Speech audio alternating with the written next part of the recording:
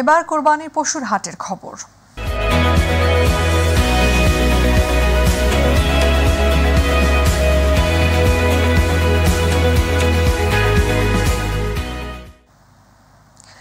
আর মাত্র দুদিন বাকি, সময় যতই ঘনিয়ে আসছে ততই রাজধানী কোরবানির পশুর হাটগুলোতে বাড়ছে ভিড়। তবে পশুর দাম যেমন বেশি বলে অভিযোগ ক্রেতাদের, তেমনি বিপরীত অভিযোগ রয়েছে দেশি ও বিদেশি পশু খামারিদের।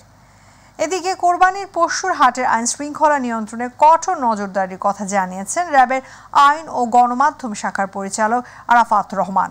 বিস্তারিত আবু সাইদ অপুর রিপোর্টে। কোরবানির ঈদ উপলক্ষে গাবতলী পশুর হাট পরিদর্শন করেন র্যাবের আইন ও গণমাধ্যম শাখার পরিচালক আরাফাত রহমান। নগরী জুড়ে নেওয়া হচ্ছে কঠোর নিরাপত্তা ব্যবস্থা।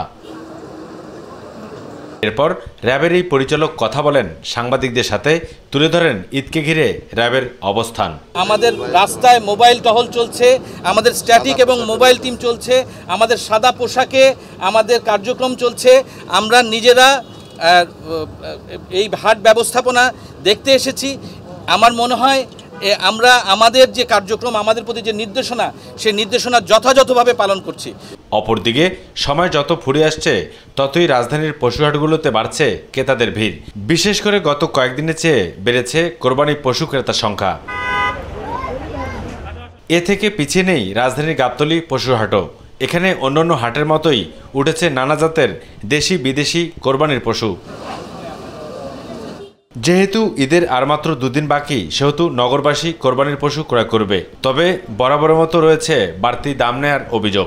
সময় তো আরো 2 দিন আছে। আমরা ঢাকাতে যারা আছি তারা চিন্তা করি যে ঈদের চাঁদ রাত্রেও আমরা কিনতে পারবো। 2 লাখের গরু 2,30,000 চাচ্ছে, যাতে গরুটা সে সেল দিতে পারে। আর বাড়তি দাম চাওয়ার উত্তরটাও যেন রীতিমতো আগেভাগেই মুখস্থ করে রেখেছেন দেশি বিদেশি পশুর খামারি ও ব্যবসায়ীরা। 4 লাখ টাকার গরু কয়লি 1 লাখ টাকা, 1,20,000 কয়। গরুর কেতা নাই, গরুর বাজারও ভালো নাই।